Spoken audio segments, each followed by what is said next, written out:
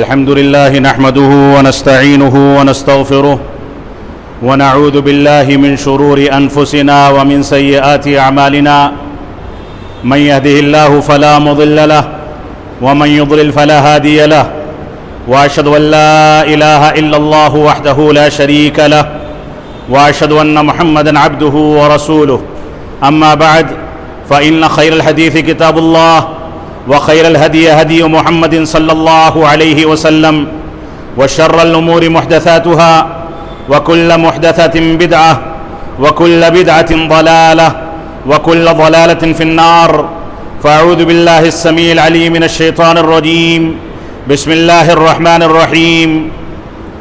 وَلَنَبْلُوَنَّكُمْ بِشَيْءٍ مِّنَ الْخَوْفِ وَالْجُوعِ وَنَقْصٍ مِّنَ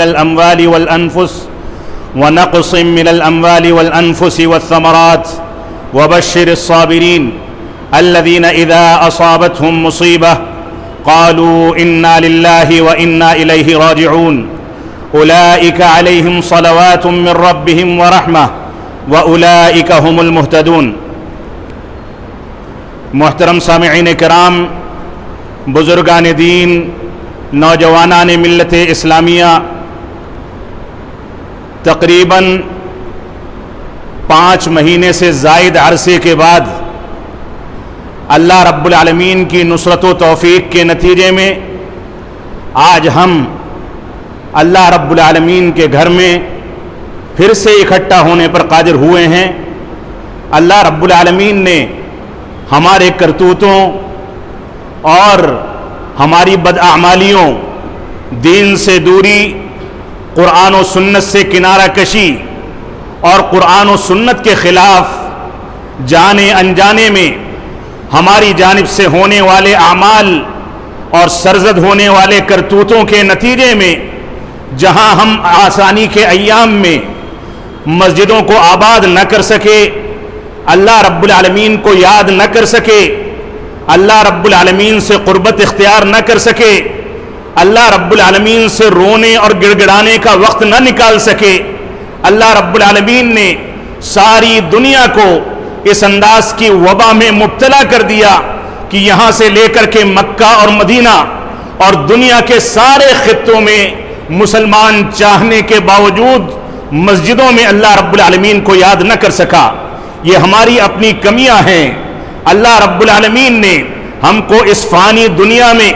اس نیست و نابود ہونے والی دنیا میں، اس فنا ہونے والی دنیا میں یہ ایک چیز دکھا دی کہ ابھی انسان چھوٹی موٹی بیماریوں، ہلکی پھلکی وباؤں اور اللہ رب العالمین سے دوری کے نتیجے میں، اللہ رب العالمین کے ہلکے پھلکے عذاب کے نتیجے میں اس انداز سے خوف کھاتا ہے کہ ایسے واقعات بھی آ رہے ہیں کہ ماں باپ کی لاش لینے سے بچے انکار کر دیتے ہیں۔ منظر یہ ہے کہ جو قیامت کے بارے میں اللہ رب العالمین نے نقشہ کھینچا ہے، یوم یفر المرء من اخیہ وامہ وابیہ وصاحبتہ وبنیہ، کہ قیامت کے دن باپ بیٹے سے بھاگے گا، بھائی بھائی سے بھاگے گا، دوست اپنے دوست سے بھاگے گا، شوہر اپنی بیوی سے بھاگے گا۔ یہی صورتحال اس کووڈ-19 اور کرونا وبا کے نتیجے میں آج ہمارے معاشرے میں دیکھنے کو مل رہی ہے۔ آج ہم کو اللہ رب العالمین نے اپنی فوجوں میں سے ایک معمولی سی اور کمزور سی فوج کے ذریعے سے اس انداز سے خوف میں مبتلا کر دیا ہے کہ ہم ادھر ادھر بھاگتے پھرتے ہیں، ہم کو راہ فرار نہیں ملتی۔ اللہ رب العالمین نے ہم کو تنبیہ فرمائی کہ ہم صرف اللہ رب العالمین سے ڈریں۔ اگر ہم نے اللہ رب العالمین کا تقوی اختیار کیا ہوتا، ہم نے اللہ رب العالمین کا خوف اختیار کیا ہوتا، ہم نے رب کائنات کے راستے کو اختیار کیا ہوتا، ہم نے قرآن و سنت کے مطابق زندگی گزاری ہوتی، ہم رسول اکرم صلی اللہ علیہ وسلم کے طریقے پر چلتے ہوئے جب ہماری مسجدیں گرائی جا رہی تھی، ہمارے اوپر CAA اور NRC کے نتیجے میں ظلم و جور کے پہاڑ توڑے جا رہے تھے، دلی کے فسادات کے نتیجے میں بے گناہوں کو گرفتار کر کے ستایا جا رہا تھا، کاش ہم نے اسی وقت اپنے اعمال پر نظر ثانی کر کے اللہ رب العالمین کو یاد کر لیا ہوتا۔ اللہ رب العالمین فرماتا ہے، رسول اکرم صلی اللہ علیہ وسلم فرماتے ہیں تعرف الی اللہ فی الرخاء یعرفک فی الشدہ، کہ اللہ رب العالمین کو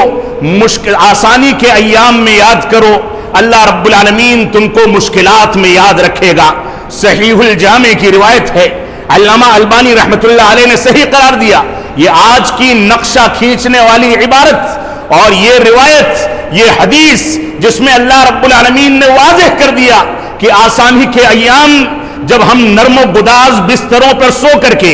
اے سی کی ٹھنڈی ہواؤں میں سو کر کے، اپنے گھروں میں قرآن و سنت کی مخالفت کر کے مسجدوں کو آباد نہیں کرتے تھے، فجر کی نماز میں 2 صفیں ہو جائیں، 3 صفیں ہو جائیں، لیکن مسجد بھرتی نہیں تھی، لوگ آرام کے ساتھ سوتے تھے۔ اسی اوکھلا کی آبادی میں جو لاکھوں کی مسلمان آبادی ہے، اسی آبادی میں مسجدیں ویران پڑی ہوتی تھیں۔ اللہ رب العالمین پر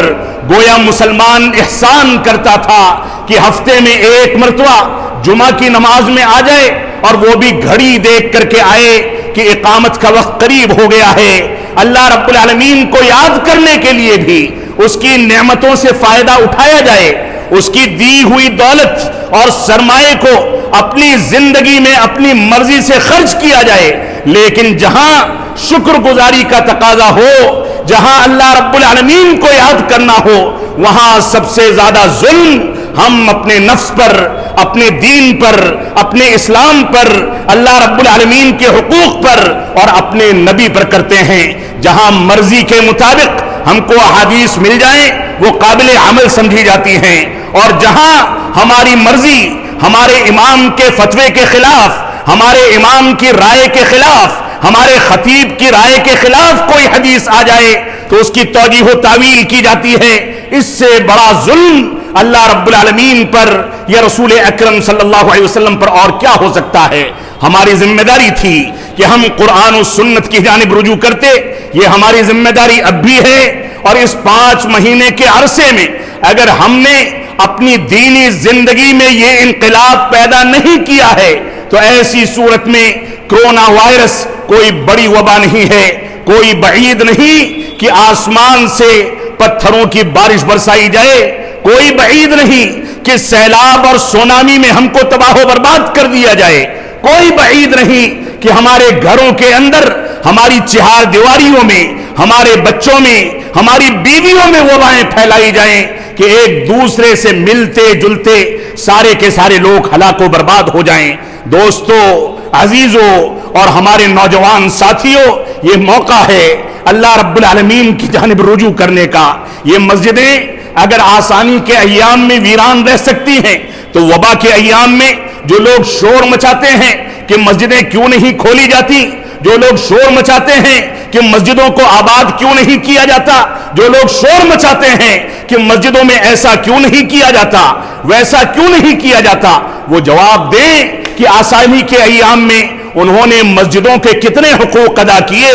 اللہ رب العالمین کو کتنا سمجھا،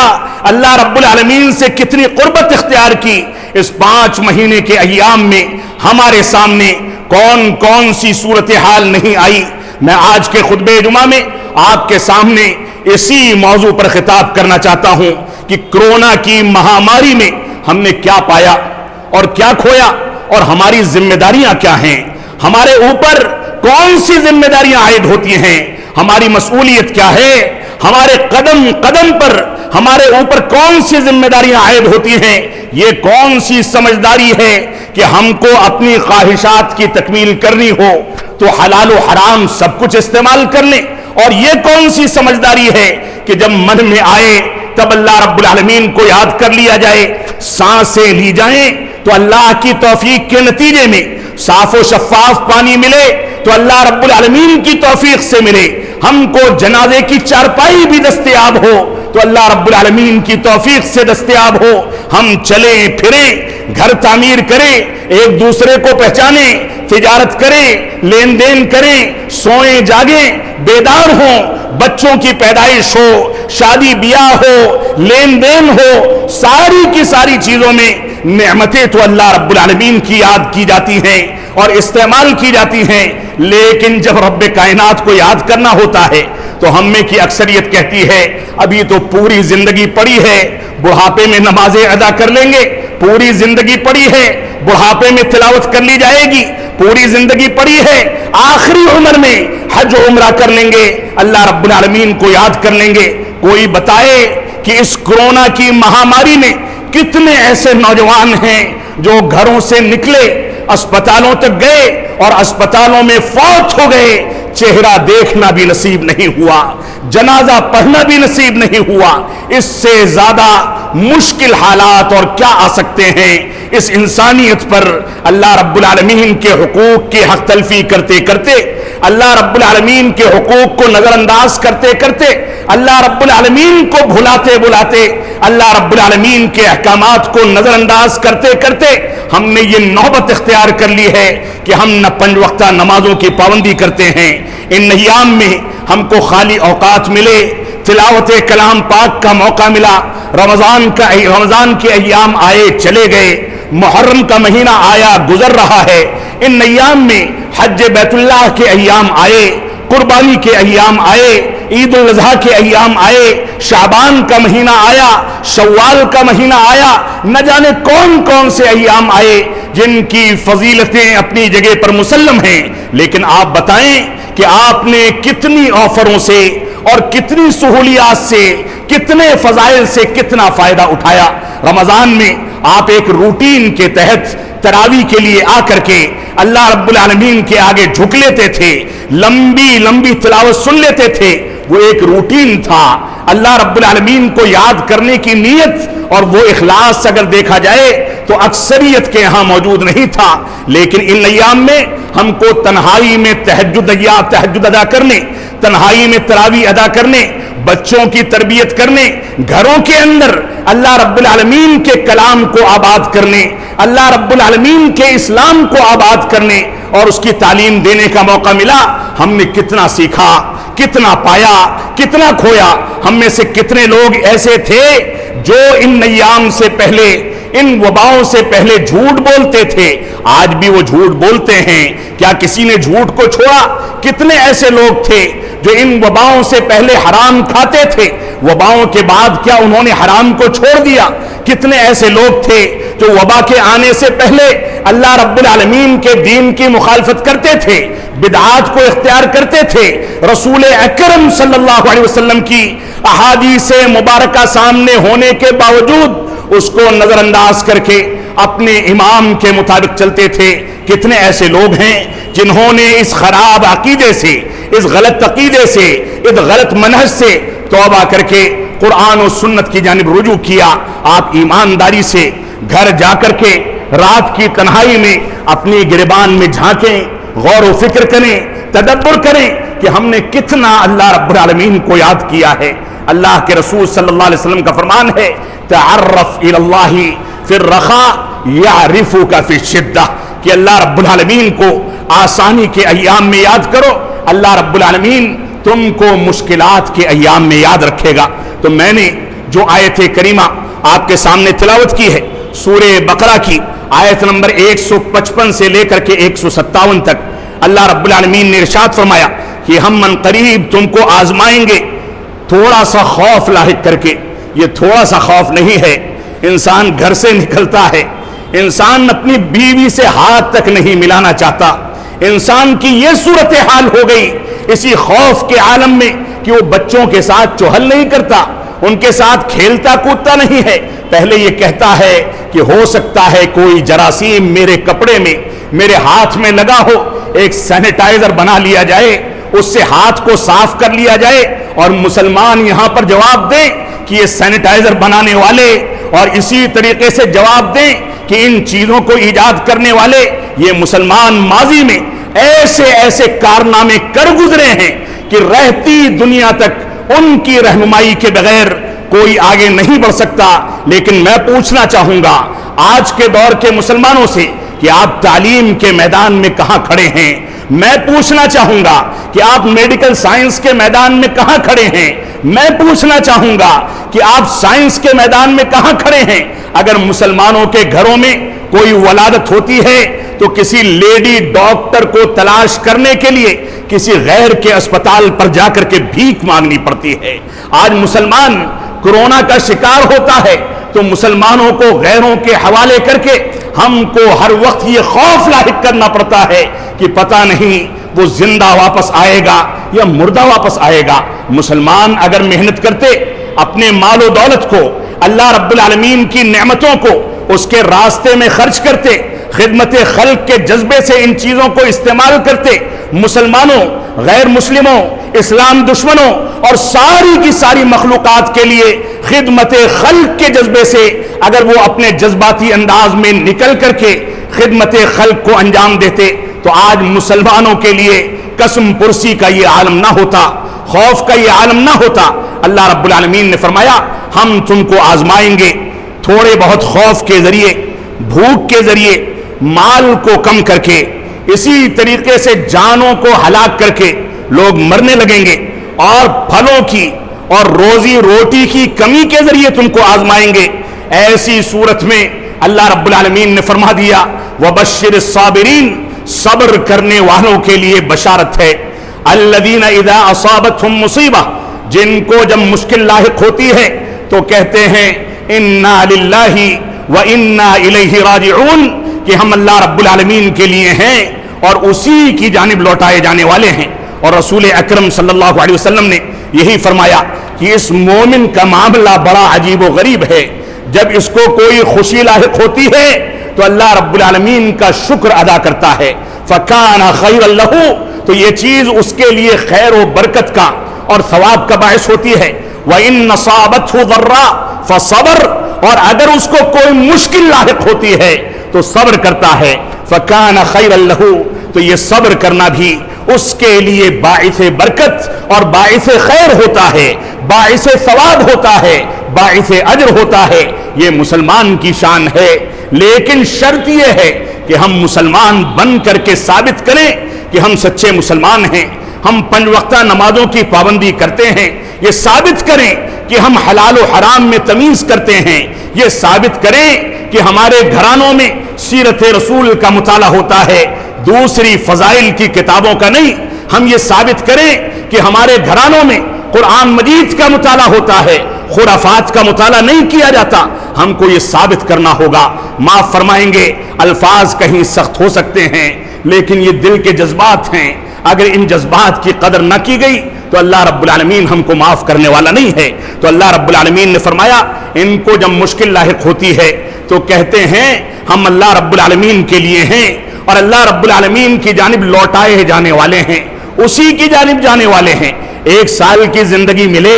2 سال کی ملے، 10 سال 20 سال کی ملے، 40-50 سال کی ملے، 100 سال 200 سال کی ملے، جتنی بھی زندگی ملے لوٹ کر کے جانا ہے اس کے پاس۔ اس وجہ سے اس زندگی کا بھرپور فائدہ حاصل کیا جائے، دنیا میں حلال و حرام کی تمیز پیدا کی جائے، دنیا میں اللہ رب العالمین کی خوشنودی کے کام کیے جائیں، یہ مسلمانوں کی ذمہ داری ہے۔ اسی طریقے سے اللہ رب العالمین نے فرمایا قُلْ مَنْ ذَا الَّذِي يَعْصِمُكَ مِنَ اللَّهِ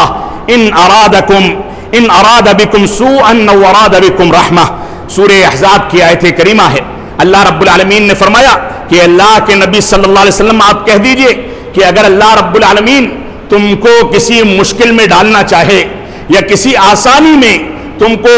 ڈالنا چاہے تو ایسی صورت میں تم کو اللہ رب العالمین سے بچانے والا کون ہے؟ اللہ رب العالمین اگر تم کو مشکلات میں ڈالنا چاہے گا تو وہی ہے جو تم کو بچا سکتا ہے۔ دنیا میں بڑی سے بڑی وبا آ جائے، دنیا میں چھوٹی سے لے کر کے بڑی تک کوئی بھی مشکل آ جائے، کبھی بھی کوئی مسلمان اللہ رب العالمین کے تعاون اور سہارے اور اس پر اعتماد کے بغیر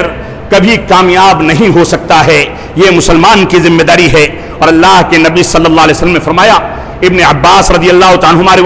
روایت کرتے ہیں، کہتے ہیں کنت خلف النبی صلی اللہ علیہ وسلم، میں اللہ کے نبی صلی اللہ علیہ وسلم کے پیچھے آپ کی سواری پر بیٹھا ہوا تھا۔ یہ صحابی رسول ہیں، کہتے ہیں میں بیٹھا ہوا تھا، آپ نے فرمایا یا غلام، اے بچے، انی اعلمک کلمات، میں تم کو چند کلمات سکھاتا ہوں،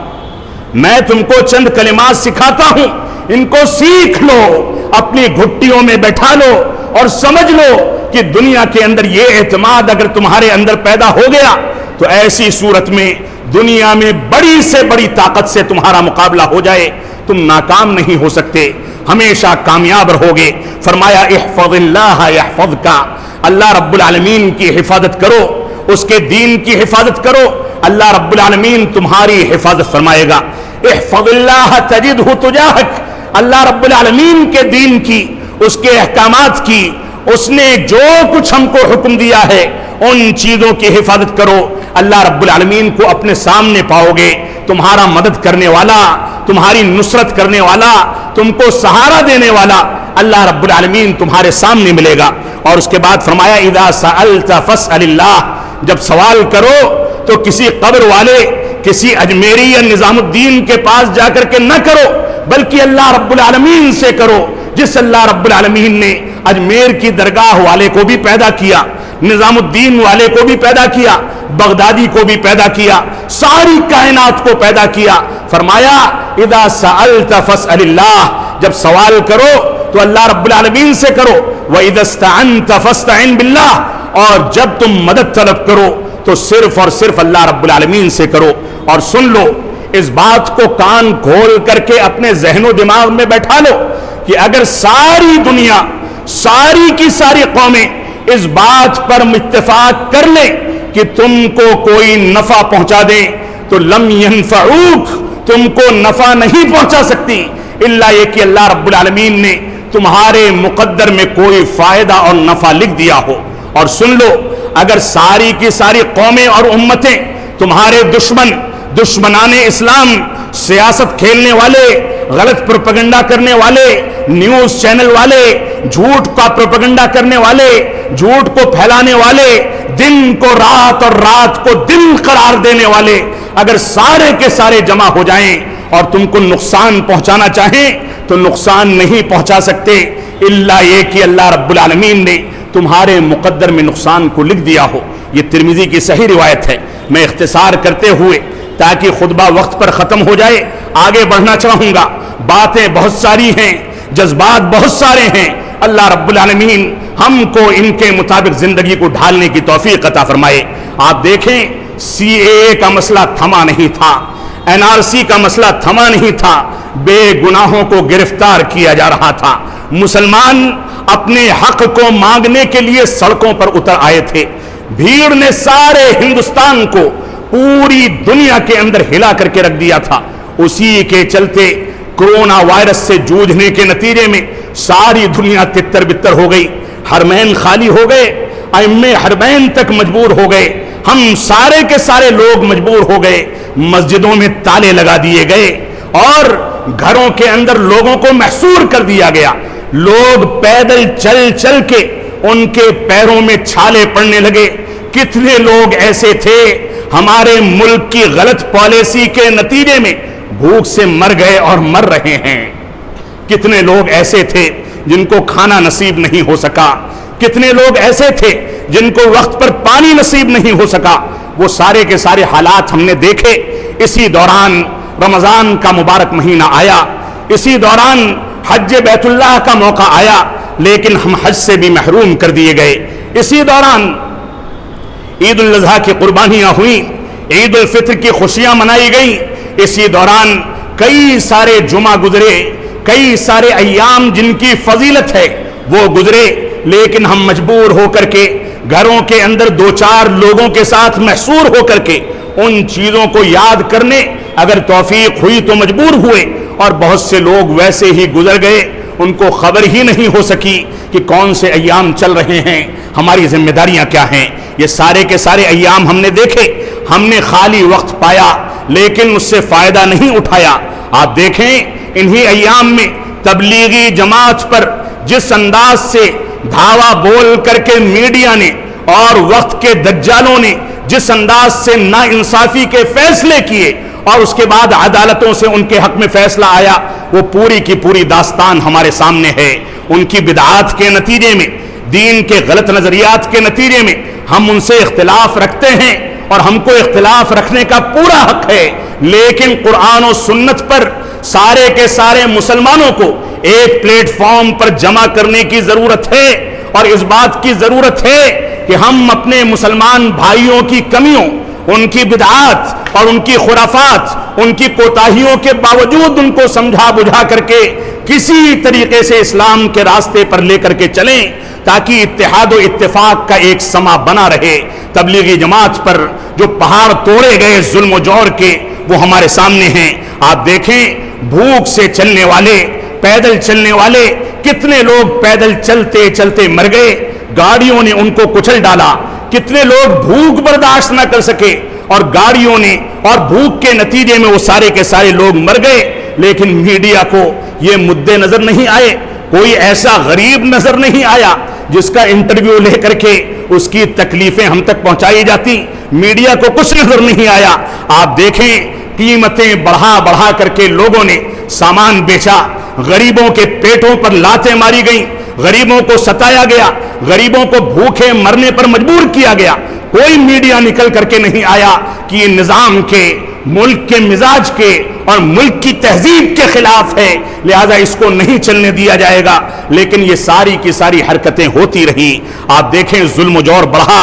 آپ دیکھیں ناانصافیاں کی گئی، دہلی فسادات کے نام پر بے گناہوں کو گرفتار کیا گیا، عدالتوں سے ان کو انصاف ملا، ساری داستانیں ہوئیں۔ اور اسی دوران ہمارے نام نہاد مفتیوں نے اور مولویوں نے نہ جانے کون کون سے فتوے بھی دیے، وہ جا کر کے میڈیا کی زینت بن کے اسلام کا ٹھٹھا اڑاتے رہے، اور ہم مجبور ہیں، ہماری آنکھوں کو اور ہمارے ذہن و دماغ کو یہ لذت لگ چکی ہے کہ ہم اسی میڈیا کو دیکھیں، اسی چینل کو دیکھیں جو ہمارے خلاف پروپیگنڈا کرتا ہے، زہر اگلتا ہے۔ مسلمانوں کی ذمہ داری ہے کہ ایسے چینلوں کا بائیکاٹ کیا جائے، اور مسلمانوں کے نام نہاد نمائندے جو ان چینلوں پر جاتے ہیں ان کو گھروں سے باہر نکال کر کے ذلیل و خوار کیا جائے۔ یہ مسلمانوں کی ذمہ داری ہے، یہ اسلام کا مذاق اڑانے کا پلیٹ فارم نہیں ہے۔ آپ اسلام پر ایک حرف نہ بولیں، نہ بولیں۔ اسلام اپنے طریقے سے اٹھا ہے،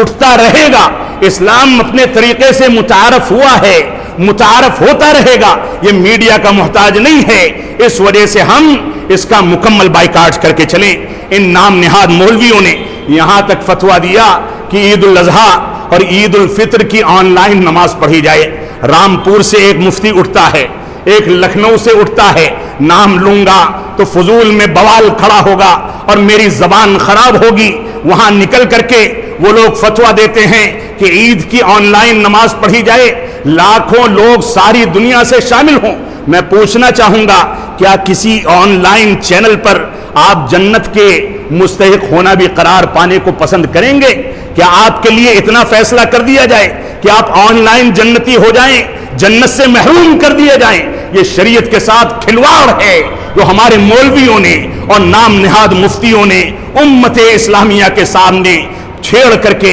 امت اسلامیہ کو گمراہ کیا ہے۔ آپ دیکھیں کہ ڈھول بجائے گئے، موم بتیاں جلائی گئیں، اور لکھنؤ میں نکل کر کے ایک بہت معروف نام نہاد عالم دین نکلے اور حکومت کی حمایت میں انہوں نے موم بتیاں جلا کر کے کرونا کو بھگانے کی سعی کی۔ یہ ہمارے مولوی ہیں جن کو عقیدے کا علم نہیں، یہ ہمارے مولوی ہیں جن کو قرآن و سنت کا علم نہیں۔ یہ موم بتیاں جلانا، یہ ڈھول تاشے کرنا، یہ غیر مسالک، غیر مذاہب کے یہاں ہو سکتا ہے کہ ان کے مذہب کا حصہ ہو، وہ کرتے ہیں تو کرا کریں، لیکن مسلمان کی یہ ذمہ داری نہیں کہ ان کا تعاون کرے۔ اور مسلمانوں کو چین نہیں ملا تو بعض مفتی اٹھے،